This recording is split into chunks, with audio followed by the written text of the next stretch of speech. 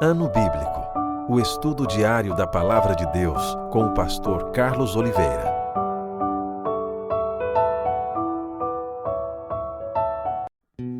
Continuando o nosso ano bíblico hoje, o Evangelho segundo Lucas, capítulo 12 ao 14.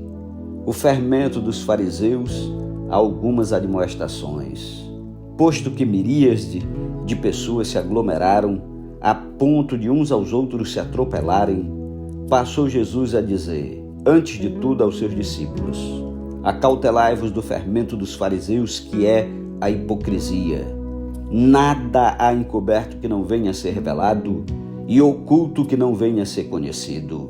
Porque tudo que dissertes às escuras serás ouvido em plena luz, e o que dissertes aos ouvidos no interior da casa será proclamado dos eirados.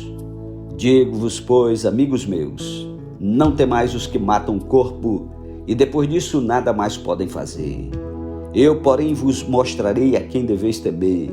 Temei aquele que, depois de matar, tem poder para lançar no inferno.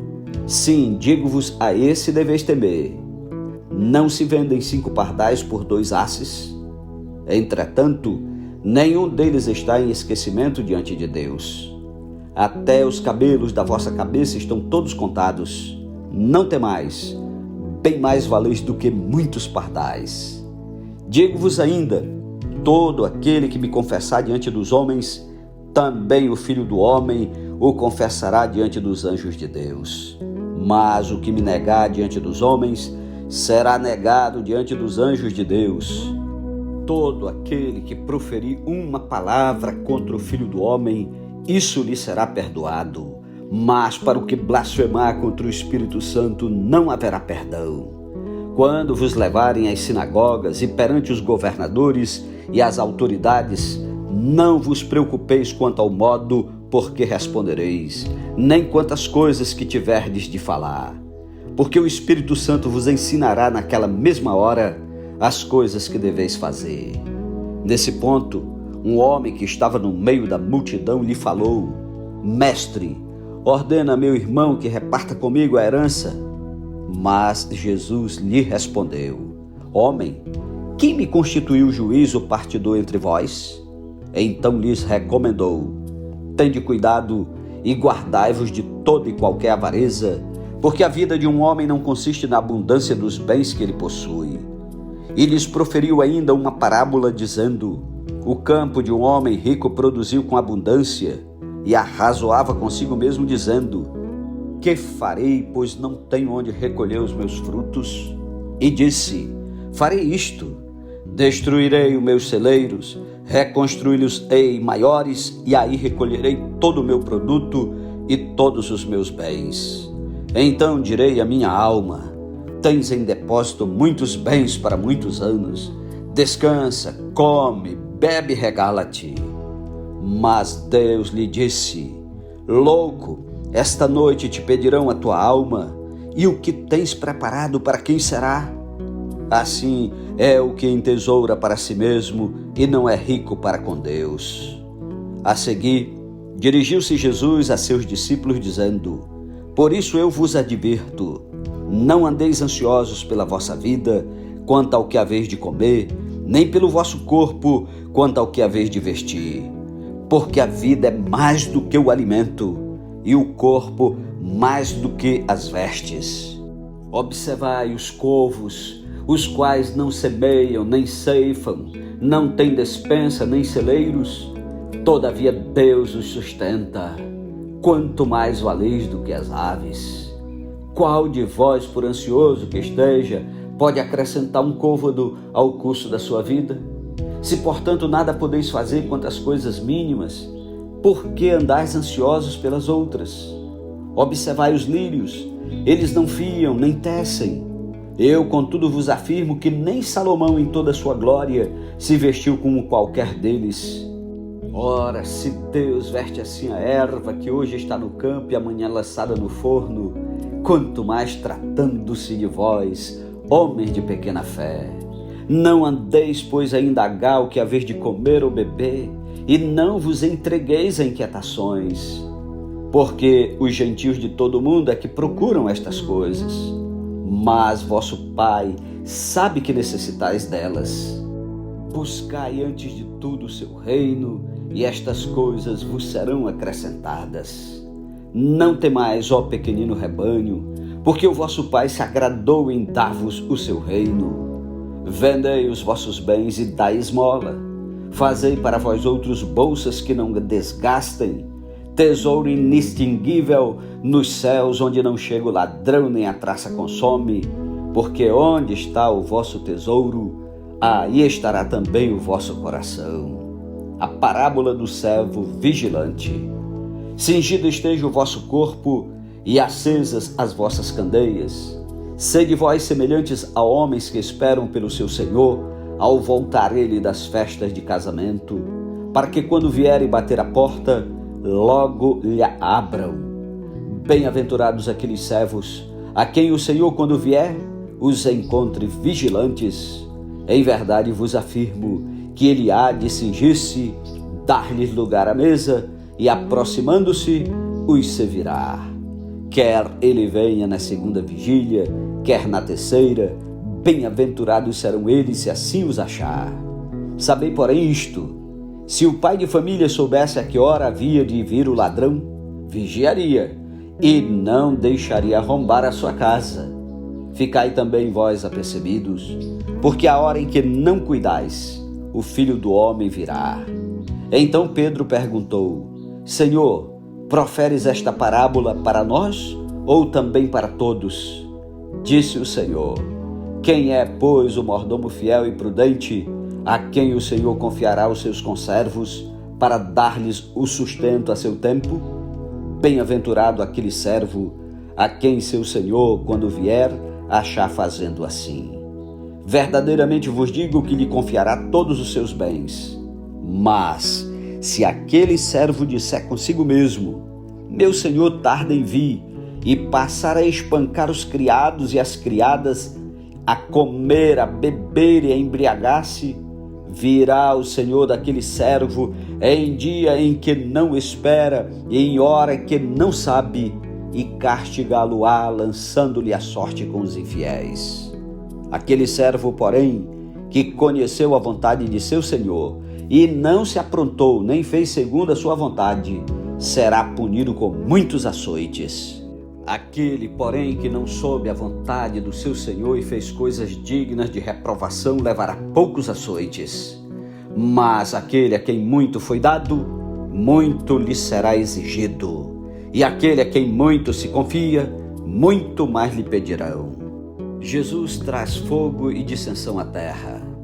Eu vim para lançar fogo sobre a terra, e bem quisera que já estivesse a arder. Tenho, porém, um batismo com o qual hei de ser batizado, e quanto me angustio até que o mesmo se realize. Supondes que vim para dar paz à terra? Não, eu vos afirmo, antes divisão, porque daqui em diante estarão 5 divididos numa casa, 3 contra 2 e 2 contra 3. Estarão divididos, pai contra filho, filho contra pai, mãe contra filha, filha contra mãe, sogra contra nora e nora contra sogra. Os sinais dos tempos. Disse também às multidões: quando vedes aparecer uma nuvem no poente, logo dizeis que vem chuva, e assim acontece. E quando vedes soprar o vento sul, dizeis que haverá calor, e assim acontece. Hipócritas, sabeis interpretar o aspecto da terra e do céu, e entretanto não sabeis discernir esta época? E por que não julgais também por vós mesmo o que é justo? Quando fores com teu adversário ao magistrado, esforça-te para te livrares desse adversário no caminho, para que não suceda que ele te arraste ao juiz, o juiz te entregue ao meirinho e o meirinho te recolha à prisão. Digo-te que não sairás dali enquanto não pagares o último centavo. Capítulo 13. A morte dos galileus e a queda da torre de Siloé. Naquela mesma ocasião, chegando alguns, falavam a Jesus a respeito dos galileus, cujo sangue Pilatos misturara com os sacrifícios que os mesmos realizavam. Ele, porém, lhes disse: pensais que esses galileus eram mais pecadores do que todos os outros galileus por terem padecido estas coisas? Não eram, eu vô-lo afirmo. Se, porém, não vos arrependerdes, todos igualmente perecereis. Ou cuidais que aqueles 18 sobre os quais desabou a torre de Siloé e os matou eram mais culpados que todos os outros habitantes de Jerusalém? Não eram, eu vô-lo afirmo. Mas se não vos arrependerdes, todos igualmente perecereis. A parábola da figueira estéril. Então Jesus proferiu a seguinte parábola: certo homem tinha uma figueira plantada na sua vinha, e vindo procurar fruto nela, não achou. Pelo que disse ao viticultor: há 3 anos venho procurar fruto nesta figueira e não acho. Podes cortá-la. Para que está ela ainda ocupando inutilmente a terra? Ele, porém, respondeu: Senhor, deixa-a ainda este ano, até que eu escave ao redor dela e lhe ponha estrume. Se vier a dar fruto, bem está, se não mandarás cortá-la. A cura de uma enferma. Ora, ensinava Jesus no sábado numa das sinagogas, e veio ali uma mulher possessa de um espírito de enfermidade. Havia já 18 anos, andava ela encurvada, sem de modo algum poder endireitar-se. Vendo-a Jesus, chamou-a e disse-lhe: mulher, estás livre da tua enfermidade. E impondo-lhe as mãos, ela imediatamente se endireitou e dava glória a Deus. O chefe da sinagoga, indignado de ver que Jesus curava no sábado, disse à multidão: 6 dias há em que se deve trabalhar. Vinde, pois, nesses dias para serdes curados, e não no sábado. Disse-lhe, porém, o Senhor: hipócritas, cada um de vós não desprende da manjedoura no sábado o seu boi ou o seu jumento para levá-lo a beber? Por que motivo não se devia livrar deste cativeiro em dia de sábado esta filha de Abraão, a quem Satanás trazia presa há 18 anos? Tendo ele dito estas palavras, todos os seus adversários se envergonharam. Entretanto, o povo se alegrava por todos os gloriosos feitos que Jesus realizava. A parábola do grão de mostarda. E dizia: a que é semelhante o reino de Deus e a que o compararei? É semelhante a um grão de mostarda que um homem plantou na sua horta, e cresceu e fez-se árvore, e as aves do céu aninharam-se nos seus ramos. A parábola do fermento. Disse mais: a que compararei o reino de Deus? É semelhante ao fermento que uma mulher tomou e escondeu em 3 medidas de farinha, até ficar tudo levedado. A porta estreita. Passava Jesus por cidades e aldeias, ensinando e caminhando para Jerusalém. E alguém lhe perguntou: Senhor, são poucos os que são salvos? Respondeu-lhes: esforçai-vos por entrar pela porta estreita, pois eu vos digo que muitos procurarão entrar e não poderão. Quando o dono da casa se tiver levantado e fechado a porta, e vós do lado de fora começardes a bater, dizendo: Senhor, abre-nos a porta, ele vos responderá: não sei de onde sois. Então direis: comíamos e bebíamos na tua presença, e ensinavas em nossas ruas. Mas ele vos dirá: não sei de onde vós sois. Apartai-vos de mim, vós, todos os que praticais iniquidades. Ali haverá choro e ranger de dentes, quando virdes no reino de Deus Abraão, Isaque, Jacó e todos os profetas, mas vós lançados fora. Muitos virão do oriente e do ocidente, do norte e do sul, e tomarão lugares à mesa no reino de Deus. Contudo, há últimos que virão a ser primeiros, e primeiros que serão últimos. Naquela mesma hora, alguns fariseus vieram para dizer-lhe: retira-te e vai-te daqui, porque Herodes quer matar-te. Ele, porém, lhes respondeu: ide dizer a essa raposa que hoje e amanhã expulso demônios e curo enfermos, e no 3º dia terminarei. Importa, contudo, caminhar hoje, amanhã e depois, porque não se espera que um profeta morra fora de Jerusalém. Jerusalém, Jerusalém, que matas os profetas e apedrejas os que te foram enviados. Quantas vezes quis eu reunir teus filhos, como a galinha junta os do seu próprio ninho debaixo das asas, e vós não o quisestes. Eis que a vossa casa vos ficará deserta. E em verdade vos digo que não mais me vereis, até que venhais a dizer: bendito que vem em nome do Senhor. Capítulo 14. A cura de um hidrópico. Aconteceu que, ao entrar ele num sábado na casa de um dos principais fariseus para comer pão, eis que o estavam observando. Ora, diante dele se achava um homem hidrópico. Então Jesus, dirigindo-se aos intérpretes da lei e aos fariseus, perguntou-lhes: é ou não é lícito curar no sábado? Eles, porém, nada disseram. E tomando-o, o curou e o despediu. A seguir lhes perguntou: qual de vós, se o filho ou o boi cair num poço, não o tirará logo, mesmo em dia de sábado? A isto nada puderam responder. Reparando como os convidados escolhiam os primeiros lugares, propôs-lhes uma parábola. Quando por alguém fores convidado para um casamento, não procures o primeiro lugar, para não suceder que, havendo um convidado mais digno do que tu, vindo aquele que te convidou e também a ele te diga: dá o lugar a este, então irás envergonhado ocupar o último lugar. Pelo contrário, quando fores convidado, vai tomar o último lugar, para que quando vier o que te convidou te diga: amigo, senta-te mais para cima. Ser-te-á isto uma honra diante de todos os mais convivas. Pois todo o que se exalta será humilhado, e o que se humilha será exaltado. Disse também ao que o havia convidado: quando deres um jantar ou uma ceia, não convides os teus amigos, nem teus irmãos, nem teus parentes, nem vizinhos ricos, para não suceder que eles, por sua vez, te convidem e sejas recompensado. Antes, ao dares um banquete, convida os pobres, os aleijados, os coxos e os cegos, e serás bem-aventurado pelo fato de não terem eles com que recompensar-te. A tua recompensa, porém, tu a receberás na ressurreição dos justos. A parábola da grande ceia. Ora, ouvindo tais palavras, um dos que estavam com ele à mesa disse-lhe: bem-aventurado aquele que comer pão no reino de Deus.